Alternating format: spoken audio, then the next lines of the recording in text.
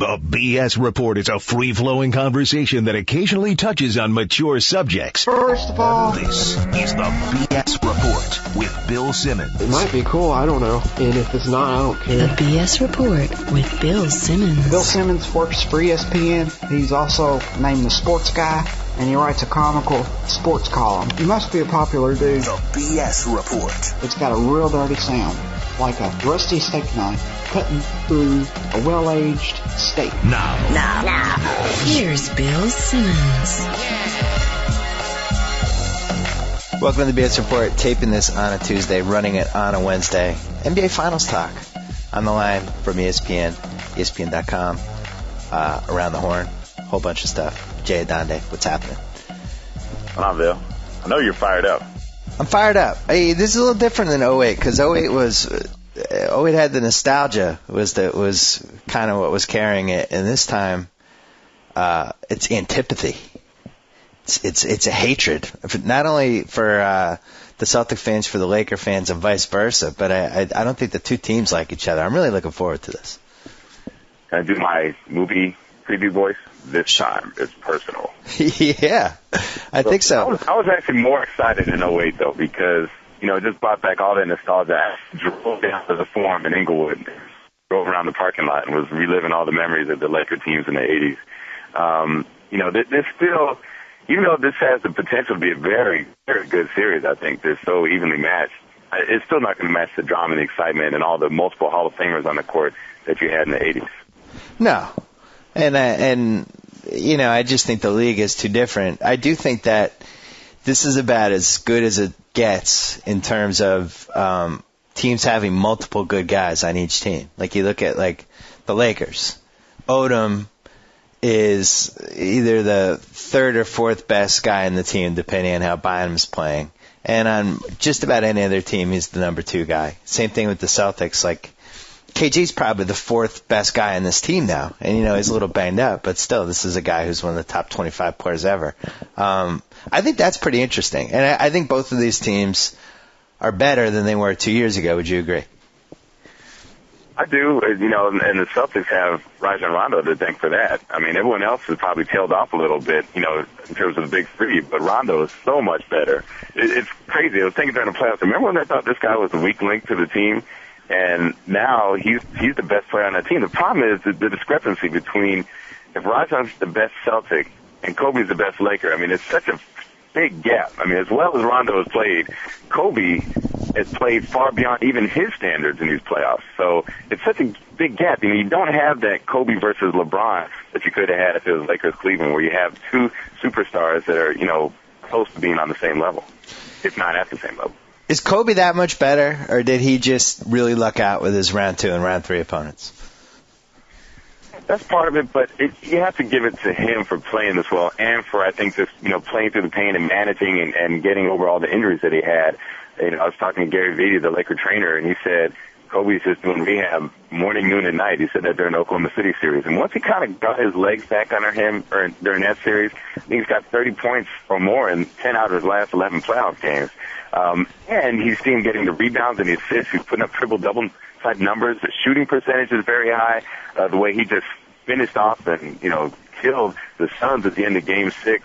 He's playing about as well as he's played. Maybe not as well as that 2001 when he was just, going off against the Kings and the Spurs and sweeping both of those teams. But in terms of all-around game and without a Shaq to distract the defenses, this is pretty impressive. And I'm wondering, too, if this discussion for playoff purposes, maybe it's not Kobe's Dwayne Wade, because Dwayne Wade is the only guy I think that's put up similar games.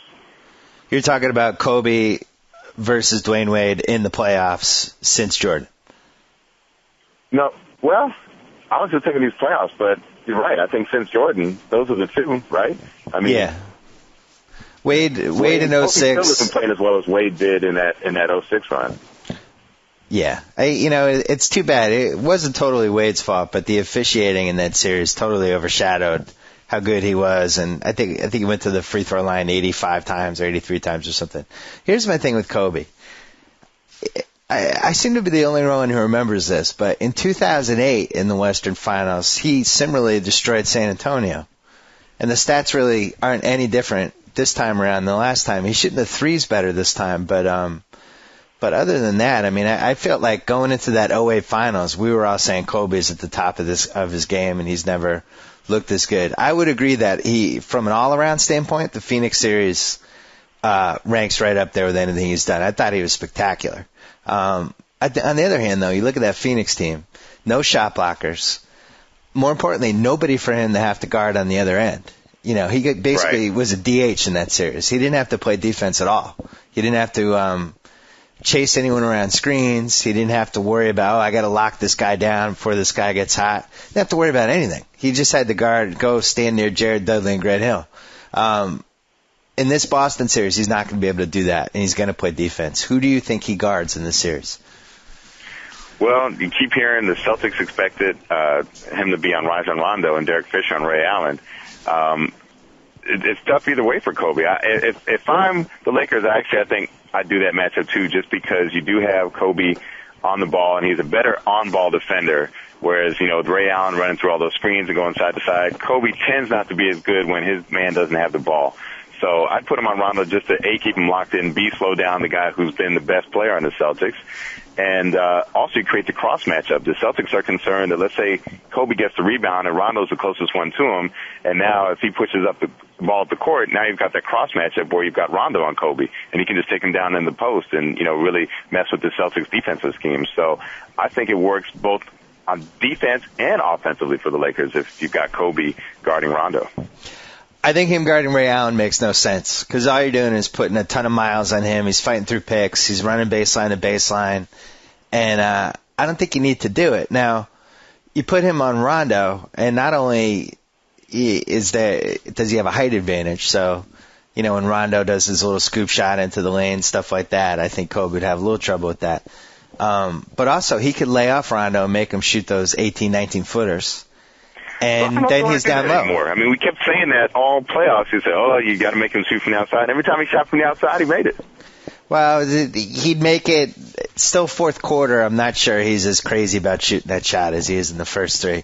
And it does, if Kobe's laying off him a little bit, that enables him to go down low, help out, get some rebounds, things like that. It just seems like it makes more sense. But as you pointed out, then that puts Fisher on Ray Allen, which, and this is why I tweeted yesterday, I think Ray Allen is a finals MVP, 20-1 odds. The Celtics win this series, I think he's going to be the key guy because he is the one decided mismatch that they have. I don't know who guards him. I mean, not even for sake of like a matchup like guarding purpose, but as we were talking earlier, like best player, second best versus second best. So if you say Ray is the third best Celtic, and we say Odom is the third best Laker, who you like in that? And I think the consistency of Ray Allen. Odom's going to give you rebounding and give you some, that versatility that maybe Ray Allen doesn't have. But if I'm picking, I think I pick Ray Allen for this series just because you know what you're going to get out of him, and he's going to make some big shots. And that's very interesting. So, okay, if you're going to give the Lakers the best player, then number 2 and number 3, I think we go to the Celtics. Yeah, and, Pierce or Rondo as the number one guy is a tough one because I don't think Rondo's healthy, and I think Pierce is. Rondo has been so banged up, and just watching him the whole season, he's taken some really bad falls. And he's one of those guys that you're always worried he's going to break his wrist or step on somebody's foot because he's always flying in there and landing at these weird angles. And finally, Orlando, Game 6, one of the worst ones that he's taken. And that was, did you watch that game? Game 6? So, first quarter. I came in mostly when I saw the Nate Robinson show, though. Should we be grateful for Rondo for getting hurt? For giving us is that the most unexpected? What's more unexpected? Nate Robinson taking over or Ron Artest with a game-winning shot? I would say Nate Robinson just because he was buried. The shame of that, though, Rondo's first quarter was about as great as he's played other than Game 4 of the Cleveland series. Like both ends of the floor just dominant, attacking them. They had no answer for him. And then right at the end of that quarter, he falls and he gets hurt. As you said, though, opened the door for Nate. And, you look at Nate's game versus what the Lakers have. Is there a worse random matchup for the Lakers than Nate Robinson? Well, you put Shannon Brown or Jordan Farmer on him. I think that's okay for the Lakers. Oh, stop it. I don't think they're going to be worried too much about Nate Robinson. You think the Lakers, you think Phil Jackson's losing sleep over Nate Robinson right now? Oh, no, not at all. I just think there could be a situation. I think he's one of the streakier guys in the league. And that if he catches fire, I think he's somebody that could really carry the Celtics for a quarter. I think he'll be heard from in one game, but it'll probably be one of the Boston home games. I don't see him on the road. Posey Memorial surprise game. Posey was less of a surprise, I think. He was a guy with championship, but he was instrumental in that big Game 4 comeback in 2008. Yeah, and in Game 6, and when you look at the 08 Celtics versus the 2010 Celtics, other than the fact that KG isn't the same player as he was in 08, not having Posey is the biggest difference, because Posey really did give Kobe trouble, and he also made some big shots. And I think when you look at Tony Allen with a sprained ankle versus Posey, it's no contest. It's Posey. And that's one of the two issues. We don't know how healthy the Celtics will be, although I think having this nice break after the conference finals helps. And then the thing is, for the Celtics to win this, which I want them to do, you're asking them, I think, to win 2 in L.A., where the Lakers haven't lost all postseason. I think that's a pretty tall order for them to win 2 games at the Staples Center, assuming they're going to lose 1 out of the 3 in Boston. Yeah, 2-3-2 is a bad one. You basically have to win Game 1.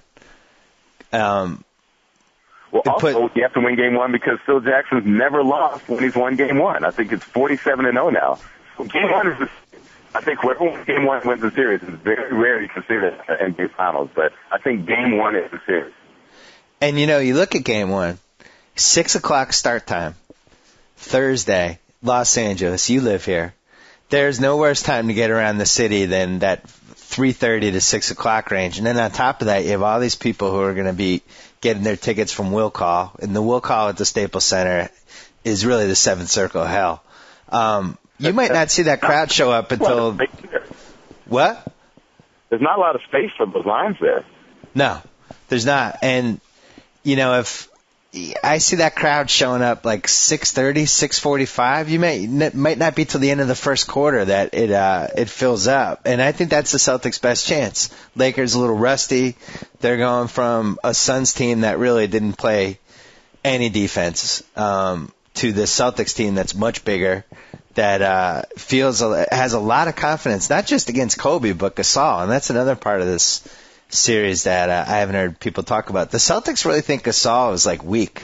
Like they think they can get to him. This has been a history of them in 08 and then last year and then even the games this year. They have a lot of confidence against him for some reason. Do you sense that? They do, and I was at Celtics practice Wednesday, and I kind of got a sense for that. But, and this really is a referendum on Gasol. I think he did get tougher. I thought he played great in the finals last year against Dwight Howard. Dwight Howard vis-a-vis Kendrick Perkins and KG, that's a whole separate story. But I think Gasol is tougher. And am I getting in trouble for saying that? But I think he learned his lesson. I think he's mentally tougher. Phil Jackson kind of chided him at the start of the season for being frazzled and for taking his time coming back from a hamstring injury. But I think you'll see a much better Pau Gasol this time than you saw in 08 when they just had their way with him. Odom seems to be, he is who he is. He's a guy who can look, he'll have two, in a series he'll have two really, really spectacular games. He'll no-show 2 of them, and then the other 2 or 3, he's somewhere in the middle. That's never going to change, right? Well, I'm surprised that it happened actually against Phoenix because he's been consistently good against Phoenix in the playoffs the 2 previous times they met, especially that 7-game series. He just dominated Sean Marion back in 05, I think it was. But Phil Jackson said the zone probably affected Lamar more than anyone else when Phoenix went to that zone in Game 3 because now you're asking Lamar Odom to be a spot-up shooter, and that's not his game. But the Lakers, to their credit, though, against that Phoenix zone, moved Odom down to the baseline, and they had him operate down there, and he was able to draw guys and then pass to Pau Gasol cutting down the lane. And Odom and Gasol are such a great combination. Just from the very minute since they first acquired Gasol 2 years ago, they just clicked. So I'd look for that combo a lot. If you want to see the best of Gasol and the best of Lamar Odom, when those 2 are on the court together, they just interact so well. And so it's going to be up to the Celtics now to find a way to disrupt that because they're just always in sync when they're playing together.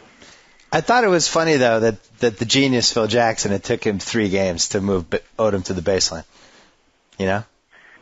Well, I'm surprised when anyone has trouble against a 2-3 zone, be it when they're playing Syracuse in college or if a team throws it out in the NBA. This is the first thing I ever learned when I played basketball. You know, we set up like, okay, the 2-3 zone. It's not that hard to play. It's not that hard to play against. And if people always act befuddled, like, ooh, the 2-3 zone. Like, remember like those Sid and Marty Krofft shows when we were kids in the 70s, and like they drop a net on somebody? And it was just a net, and people act like they couldn't get out of the net. Oh, I'm trapped in the net. That's what I feel when I watch these teams play zone, and teams have no idea how to counter it. I said it on Twitter, I said it was like a Jedi mind trick, and I think how it works is all of a sudden you just have these wide open 20 to 25 footers, you know, and it's like, whoa, I'm open. And for some reason it screws teams up, and it gets them out of what they're supposed to be doing. And that's why I thought the zone was brilliant. Everybody... You know, there was this weird backlash to it. People are like, no, the reason the Lakers are losing is because they stopped playing defense. It was all part of the same thing. The Lakers weren't playing defense as well because they got into this run and gun, I'm open mentality, started putting up more shots, stopped getting to the rim, and the Suns kind of, you know, turned them around to the way they were playing. And then finally that Odom, just moving him to the baseline, it was like it totally countered it. And as soon as they did it, I was watching that game, I was like, oh boy, this is over. And then you see Kobe just in that mode where, it's interesting. I don't feel like he's changed his game that much. I mean, I know we're talking about how his post-up, and his post-up moves are better now and all that stuff, but those were the same tough shots that he was missing in the 2004 finals. He just makes them now. I just think he's just better. You know what I mean? Yeah, and they were sending help. You know, it's kind of like that Celtics defense. Like a lot of those shots were over Dudley and Channing Frye, or Hill and Channing Frye, and he still made them. You know what's funny is it doesn't seem like he's passing as much. You know, but then you look up and he's got 8-9 assists, because it still seems like he's shooting a lot. But you have to give him credit for he has incorporated his teammates more. You know, and my whole thing with him was always field goal percentage, and he was great. He was off to a career best start in November this year. And then once the pinky, or the finger, I should say, and everything else started kicking in, you know, it just plummeted. But, you know, if he's shooting at a high percentage, watch out. Yeah, and I think he's at 52% for these playoffs, which is really remarkable considering he's shooting mostly jump shots. And he's shooting, you know, it's not like the finger's healed. You know, I mean, you think he's found a way around it. But, you know, what Phil Jackson would say is that he has his legs under him now, so he's able, and he has to shoot more with his legs because he can't generate as much from his hand. But the interesting thing to me is that he's just in Terminator mode, and he's not up for this Celtics-Lakers thing at all. And Kobe's a guy who appreciates the history of the game, who grew up with the history of the Celtics, so he knows exactly what Lakers-Celtics means. He just doesn't care. He just wants ring number 5. That's it. All he sees is that in order to get to 6, to get to Michael, he's got to get to 5, and the Celtics just happen to be the team right now. Our test hasn't self-combusted yet. We came close with the 20,000 Laker fans screaming no as he hoisted that 3 in Game 5. Then he made up for it with the greatest. Have you ever heard it sound like that from a home crowd? I mean, I've heard it when coaches are bringing in guys that fans don't want to see. Like I remember in the '88 playoffs, Casey Jones, somebody fouled out, and Casey Jones put in Fred Roberts in overtime in the key pivotal Game 5. Everybody went, no! I've never heard it during the game, though. Not that loud. I've never heard it from a home crowd. That's the same sound like when Robert Horry would take a big shot at the end of a game on the road, and the crowd, you know, as soon as he gets the ball, the crowd's like, oh, no! But you hear that at home for Ron Artest when he shoots those threes. I've never heard that from a home crowd. And by the way, that wasn't the first time. I've heard that multiple times. It's almost like I think the fans really like him, but at the same time, it's they're almost on ice skates with him. They're just nervous the whole time. He hasn't melted down yet, really, in these playoffs, though. And, you know, I've been holding out hope this whole time that he was saving it for the finals. Are you convinced that mentally he's in the right place? He's there. He's actually making more sense. You know, there's that thing on TMZ where he went and worked out after Game 5. He had like a late-night workout, and people were thinking, what is he doing? And then the next day or the next game, he was talking about it, and he said, well, if you work out late at night, it gives your legs and your body more time to recover before the next practice of the next game. I thought, you know, that actually makes sense. So he's making sense. He's not getting distracted. if you're pinning your hopes on a Ron Artest meltdown, I think you got to look elsewhere. I think, a Pau Gasol shrink down might be more likely. A Kobe Bryant slow down by the Celtics defense might be more likely. But a Ron Artest meltdown, he's made it, what they play, probably about 100 games now? It hasn't happened. It's not going to happen. I know we're all waiting for it, kind of hoping for it, but it hasn't. I wanted to see him when the Lakers were struggling this year, just go off on somebody just to give him a spark. He was almost too docile, but this is Ron Artest, 2010 version of Ron Artest. Quiet, calm, peaceful, relaxed, in the moment. I got to say, I might be eating crow on this Ariza Artest thing. And by the way, it won't be the first time. I've been wrong a lot lately, but I was convinced that this team really screwed up swapping Ariza for Artest, mainly because of a long-term thing of Ariza's coming into his prime and Artest is passing his prime. But when you look at this series, this specific series, Artest is going to be much better for them guarding Paul Pierce than Trevor Ariza would have. And well, the interesting thing was the three series, I thought it would have been against Carmelo, LeBron, and Pierce, and they only wound up getting one of those guys. Of course, they're only going to get one of the two from the East. But, so here's a chance for him to really prove his worth, if he didn't prove it by making that great hustle play at the end of Game 5 against Phoenix and then having a great offensive Game 6, offensive and defensive Game 6. I mean, Jason Richardson was a non-factor in that series, and that was Ron Artest. Yeah. But I never thought Ron Artest was a problem. Even the Lakers were struggling, and that was the easy thing to say. People say, oh, they swapped the reason for Artest. That's why they're not as good this year. I never thought it was Ron Artest's fault. Even when he was struggling, I thought he was contributing on defense.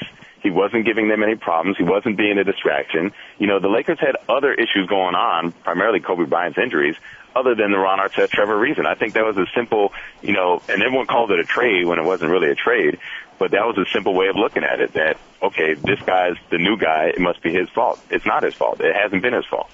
Yeah, my Laker fan friends, I would say to them, this is a guy at this point in his career can only have a real effect on three guys, LeBron, Carmelo, and Pierce. And my Laker fan friends would say, great, those are the three guys we need to beat. So that's perfect. I'd rather beat those three guys than the other 27, which is a good point.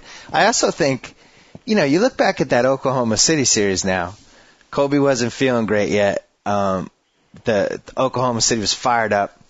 I think they exceeded the ceiling of what everybody thought they could do. And the difference in that series was the way Artest defended Durant. And Durant got basically by Game 6 was kind of a mess, and it was all because of Ron Artest. And now if he can take Pierce out of this series, they win. That's it. The Celtics are not built to win 4 games out of 7, and at least one on the road if they're not getting a good series out of Paul Pierce. So basically, I think you look at him before you look at anything else in this series. Can he shut down Paul Pierce? I look at Kobe first and foremost, and it's what the Celtics can do against Kobe. But Paul Pierce was the MVP last time, so for him to, if Artest can prevent that from happening once again, then of course, it validates the whole thing, the whole move. It always was now. I mean, long term, would you want Ariza over Artest? Yes, but I think the Lakers were looking at, okay, Kobe and Gasol, this window is only 2-3 years, that you're going to have Kobe at this level. So let's try to solidify the surrounding and the supporting cast right now and just really try to grab another couple of championships while you've got Kobe playing at an MVP level. So I was always in favor of the move. And, here they are back in the finals, 4 wins from repeating. If it happens, I think it'll obviously prove to be the right move. But if it doesn't happen for them, I still don't think that goes down as a reason why they lost. Well, the big difference between 2008 and 2010, 2008, they didn't have anybody to guard Paul Pierce. And, they had to put Kobe on him. Had to put Kobe on him, which tired him out in the other end. And this time around, they could throw Artest on him. And, I think Kobe's going to get his points. And it really, for him, depends on how many shots he takes. But he'll always end up in relatively the same point range. But I think you just look at how 2008 played out. And can Rondo score enough to make up the difference of what the Celtics would lose if Artest shut down Pierce? And then you look at how the Celtics played in that Cleveland series when, Pierce didn't really do anything. Rondo was the guy who picked up the slack and did all kinds of stuff. Now the Lakers are a little different because if they're getting anything out of Bynum, it's a little harder do those little float shots and scoop shots and stuff like that. My biggest fear for the Celtics in this series is that they're going to have trouble scoring. And you have to put up points to beat the Lakers. Sounds like a cliche, but you're not going to win 86-82 against the Lakers. They're going to get their 95-100. They have too many skill guys. Don't you think? Well, not against the Celtics, though. You know, I mean, they were getting their 110 against Phoenix. They were getting their points against Utah, but I just think they're in for a shock when they play this defense. I mean, Orlando was scoring 110, 114 against Atlanta, and then they ran into the Celtics and scores down in the 80s and 90s. They were in the 70s one game, weren't they? So I hope you're right. I just think I think the Lakers are in for a shock when they get that Celtic defense. And you know, your point about Game 1, you know, all the factors that could come into play. 6:00 start in L.A. The Celtics came out to L.A. on Wednesday, you know, or Tuesday night actually. So they've got to have a chance to get acclimated. And I always say it's easier to go east to west than west to east. So I don't think the time zone should be, and the adjustments should be that tough for them. So you're right. I think they have a great chance to steal Game 1. Do you like the Celtics to win the series, or do you think the Lakers win? Still deciding. I think that everyone's like that. I saw Kenny Smith after Game 6 in Phoenix. I said, "Who you got?" And he said, "I got to think about it. You know, and I labored over it back and forth, but I just said, okay. The question is, have the Lakers learned a lesson, or have we, as observers, learned our lesson? You know, a lot of us, everyone that picked on ESPN.com had the Lakers winning in 08, and we thought Kobe would just triumph overall. And we saw how the Celtics' grit and resolve and defense was the superior factor. Now, will the same thing apply here, or have the Lakers learned and will they be tougher? That's the real question coming in. I need to know what I'm getting out of Rondo before I make a pick. I need to know how healthy he is, because you can't make a pick after Game 1. You can't look at warm-ups and see how Rondo's moving in the warm-ups and then make your pick. No, well, it's Tuesday. I want to read 2 more days of stories, and I want to hear everybody say, Rondo's feeling great. Because they're not going to beat the Lakers if he's not 93% or higher. And the guy he estimated he would be at 94%. He told reporters on Tuesday that he was about 64% or something, but he said he'd be in the 90s by Thursday. Does that help you make your prediction? I hate the 2-3-2 for the road team. I think it's so tough. It's so tough to win. It's so tough to win 3 in a row. Now back whining like in 1985. The better team wins. I've never seen a team win or lose the finals because of the format. No, that's not true. We would have beaten you in 85 if it wasn't for the stupid format change. The Lakers won 2 games in Boston in 85. I know, but I'm saying if that 2 games in Boston Garden, you deserve to be the champions. Just like that was the Celtics, if they win 2 they're going to have to win 2 in LA. That was a case where it benefited the new format, because if that was 2-2-1-1-1 and Game 5 was in Boston after DJ makes the game winner in Game 4, you guys are done. Toast. But Game 5 was in L.A. The Lakers were able to get the momentum back. That was such whining. Just let me have it. The best team wins. The best team always wins. Well, that's not true, though. Format. I wouldn't say the best team always wins the 2-3-2. You really think that? It's always happened. The team that deserves to win it. I mean, maybe the Pistons weren't the best team in 2004, but they deserved to win it. They completely outplayed the Lakers. And they won the middle 3 at home. Why couldn't the Celtics win the middle 3 at home? The Pistons won the middle 3 at home. I'd say the 88 Pistons, if that series had been in Detroit, had the 2-3-2 on their end, I don't think the Lakers win that series. There's been a couple over the years. Maybe the Rockets-Knicks, whoever had home court, you know, that rock fight of a series. Maybe if Game 5 was in L.A., the Lakers wouldn't have come back down 3-2. Yeah, maybe. The Lakers won, 3 out of 4 home games. The Pistons weren't quite good enough to win 2 out of 4 home games that year. The next year they were. The next year they won the middle 2 in L.A. When you look back at that Pistons-Lakers in 04, you think, is that kind of the series that screwed things up historically whenever we look at this stuff? Because that was the spring and the season that had all the things that defied all of the lessons that we've learned over the years. It is, because, the standard operating procedure is you need 2 Hall of Famers to win it. Obviously, that group didn't have it. You need score. Yeah, that team is, they just need an asterisk by it, because it just defies everything. But I actually think if you're the Celtics this year, I think you take heart in seeing what that Pistons team did, because they did it with defense. And I didn't think that group had enough scoring to beat the Lakers in the finals. I thought there's no way they were going to be able to match points with the Lakers. But their defense was so good that the Lakers couldn't be the Lakers. And maybe the Celtics defense can be that good. When they're healthy and they're locked in, their defense can be that good. The one guy that we haven't mentioned, Fisher, who I think you've gotten. Say Rashid, your boy Rashid. No, I don't want to talk about him.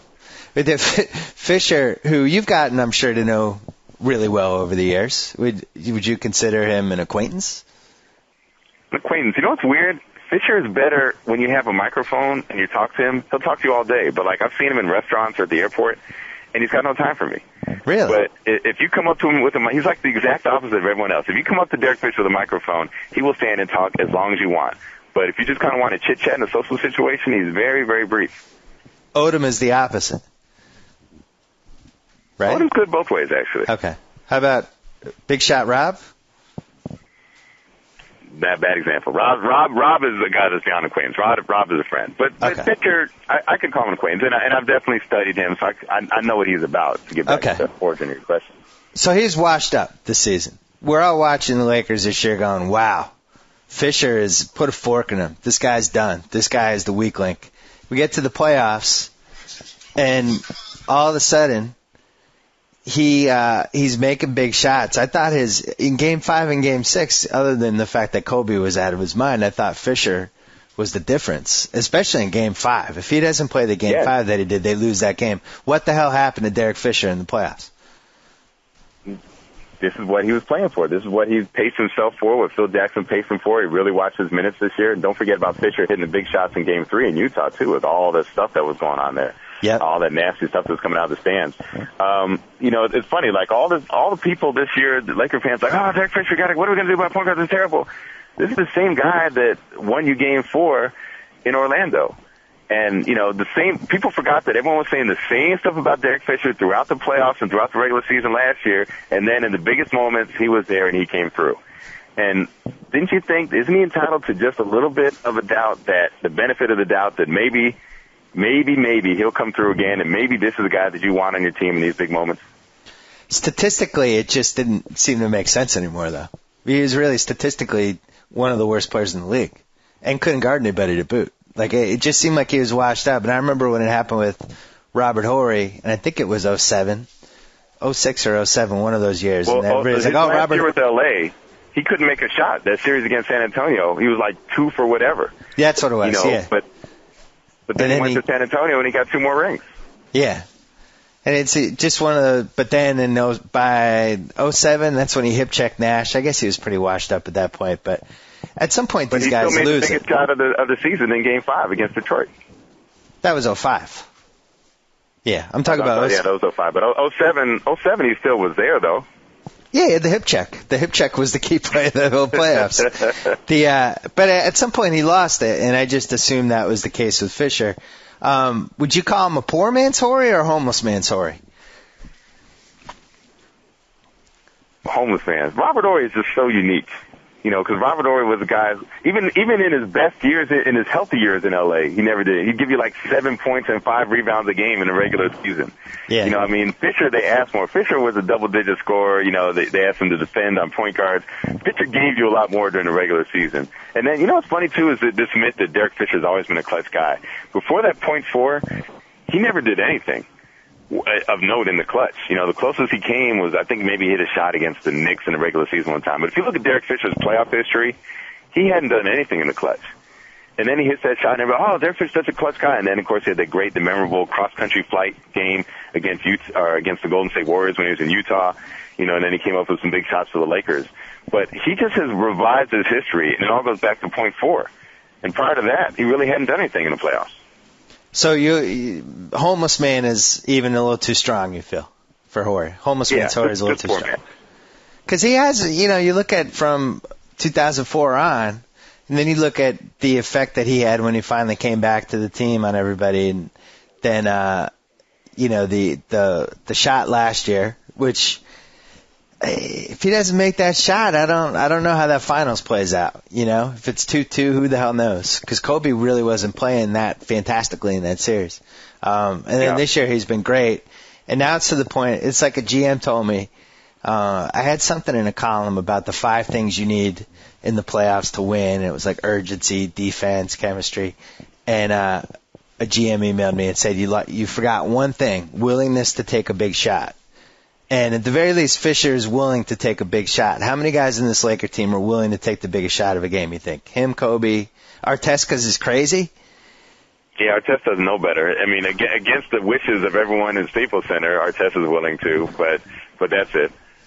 Those are the guys you want. You want Artest and Kobe, or you want Kobe and Fisher. I wouldn't put the ball in anybody else's hands if I was Phil Jackson.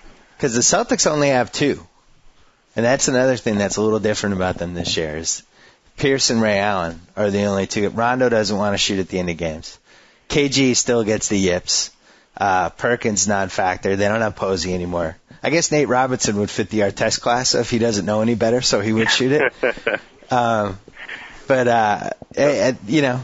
makes Fisher valuable. But real quick, just to get back on what made him such an asset, in addition to those big shots, he really kept Kobe from just flying off the hinges when Kobe wanted to be traded.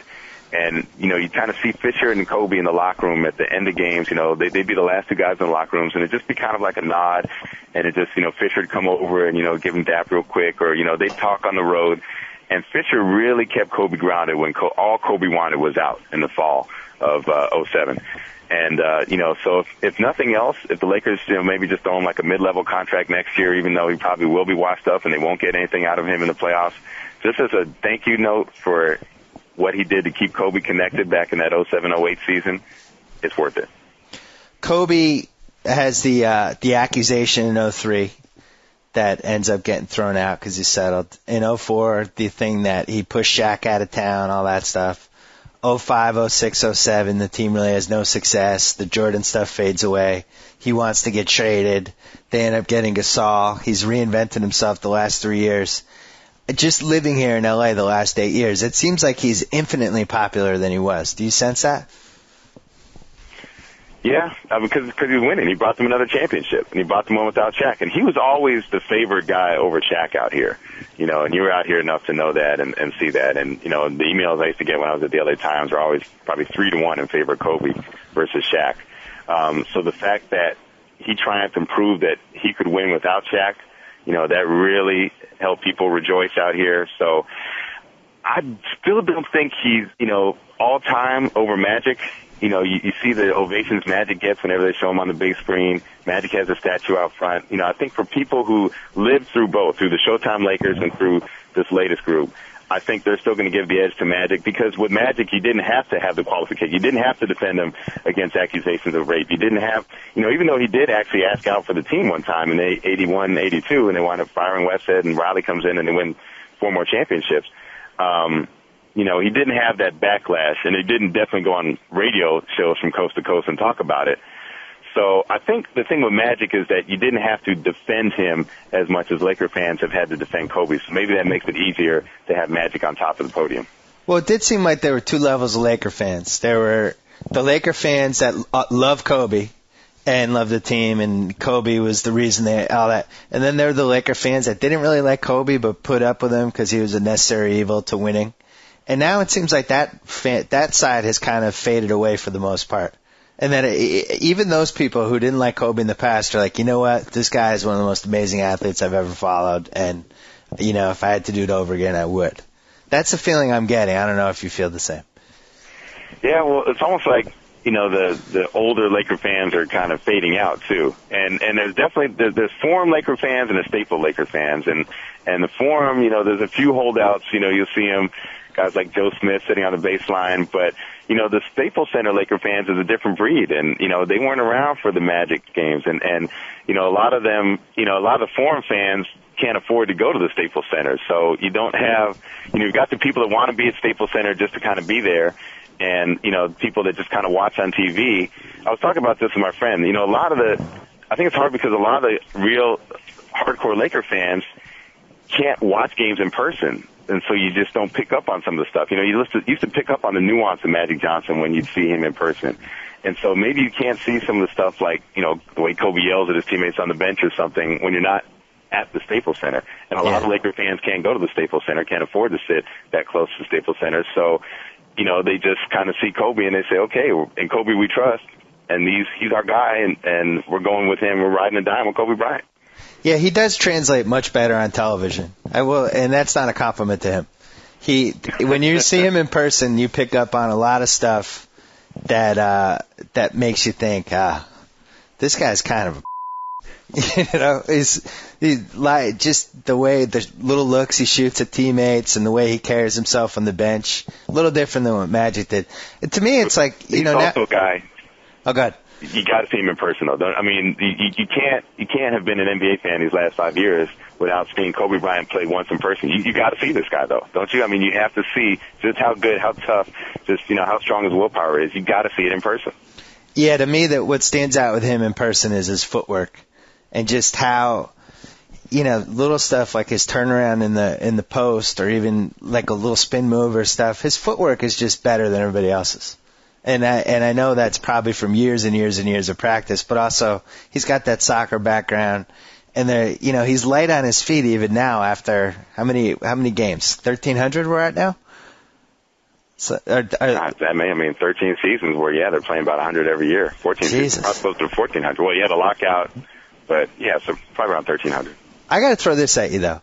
Now the stupid Kobe versus Jordan thing is being revived. Everybody's got to go look at Jordan's playoff stats, and then we can all stop talking about that again.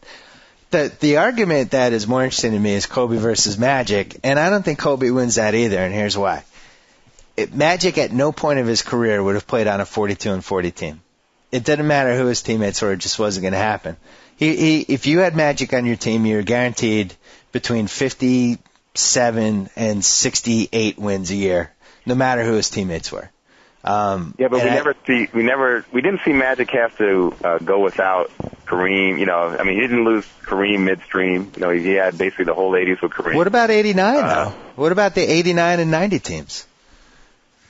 They had Big James. Big James was, I had him in the top 50 in my book. Yeah, but he's, was never a top 10 guy. He was never, not even as good as Gasol is right now, I don't think, in terms of how good he was compared to the other guys in the league. Byron Scott never made an all-star team. In 89, I think his Magic center combo was Kareem, who was like dead at that point. He was dragging his body. And Michael Thompson, who was also kind of washed up. That was a terrible team, and Magic won 60 games with them. I just don't think Kobe was ever a guaranteed, as we saw. He had 3 straight years where they were barely a playoff team, and 1 year missed the playoffs. Well, and Magic did. That 91 team really wasn't that good, and they beat a strong Portland team in the conference finals, and then just got overmatched and overwhelmed by the Bulls. You're right. I hadn't thought of it in that terms, like how good was their worst. I guess in that regard, you got to go Magic. His drop off wasn't as bad as Kobe's drop off was. Yeah, I just think if you're I agree that Kobe has now moved into the top 10, and it'll depend on this series and what happens the next couple of years, how high he goes. But the difference between him and Jordan and Magic and Bird and Kareem were that those guys were guaranteed. You could put them with the crappiest teammates possible, and they were still making the conference finals. And even Kareem, like you look at the 77 Lakers, which was just an awful team. They were really terrible. And they almost made the finals. It was just because of him. Like, you can't say Kobe Bryant was better than Kareem. That's just innate. I'm going to say, though, the numbers are going to start to add up. I mean, this is his 7th trip to the finals. Yeah. It'll be at ring number 5, which equals Magic. He might just by sheer volume of the numbers force us to change. He needs. And I think that's what he's set on. He's in. This is not Jack Bauer, personal, taking out all the Russians because, it's personal. This is just strictly, business, and he wants to get to 5 and then to 6 and then to 7. And if he has a Karl Malone type career, it'll get pretty interesting. We might have to rethink some of this stuff because then you're talking about Bird was really only great for 9 years, and Kobe is now in year, 14? His 14th season. And, he's been a starter basically 10. So. Hey, last thing. He's forcing you to rethink things. And that 05 to 07 stretch is still the thing that hurts him. If Jack goes someday, who do you want in that seat? I saw your argument for Denzel, which would be good, except that Denzel is more of a basketball fan. He's not a diehard Laker fan. He's sitting there with a Yankee cap on every game. He's got the star power. He's got the basketball knowledge to be a worthy heir to that seat. But I just, it's got to be a Laker guy, too. That's one of the reasons the crowd loves Jack so much. It's hard. I mean, Tom Hanks, I don't know. Magic, would you be okay with? Yeah, but Magic is, Magic's got other stuff going on. He did. I mean, that was the fact. Magic played for the Lakers. The fact that Jack was the man and chose to devote so much of his time, energy, and money to the Lakers, that's what made it so cool. 20,000 people would buy tickets probably to just see him reenact scenes from, A Few Good Men at midcourt. And yet here he is, leading the cheers. So that's what made it so cool. He didn't have to be there doing this, and he has all these years. So maybe bullpen by committee. Maybe we rotate it. George Lopez is a good fan. He's got popularity. You have to remember the changing demographics now, how much of the fan base is Latino. George Lopez. Did you just suggested George Lopez? Come on. He's a celebrity, and he's a big Laker fan. Come on. That's an outrage. So he brought the party to late night, now he's going to bring it to the Staples Center? Jamie Foxx? Jamie Foxx, the Oscar winner. Is he a Laker fan? Not so much. He's a Texas guy, so I think he would probably root for the Mavericks over the Lakers. Yeah. Well, we'll have to keep working on this. Hopefully Jack will be around for a while. I mean, I hate to say... I don't like to even, perish the thought. I don't like even mentioning that. Yeah. We're just too soon to consider that. I mean, he is defying all... when you think of the life that this guy's led, it's pretty amazing that he's still chugging along in that seat and yelling at the refs. And we haven't heard him comment on Dennis Hopper, have we? No, maybe he'll have like the black armband on his terrible suit that he's going to wear for game one. If you're Jack, and those guys basically that was their co-breakout movie together. Yeah. And to lose, your guy from that movie, that maybe I wasn't thinking about it, but that's kind of had him thinking about his mortality more so than even doing the bucket list did. Yeah. All right, J.A. Adande. We will see you, I'm sure, on all the networks and on ESPN.com and everything else. This is going to be fun. I'm excited. All right, look forward to seeing you out there, Bill. All right, take care. Thanks for having me on. So I get to sign off. Whoa! Thank you for downloading the B.S Report with Bill Simmons. Too much fun. Check out more podcasts at the iTunes Music Store or at Pod Center at ESPNradio.com. Peace out.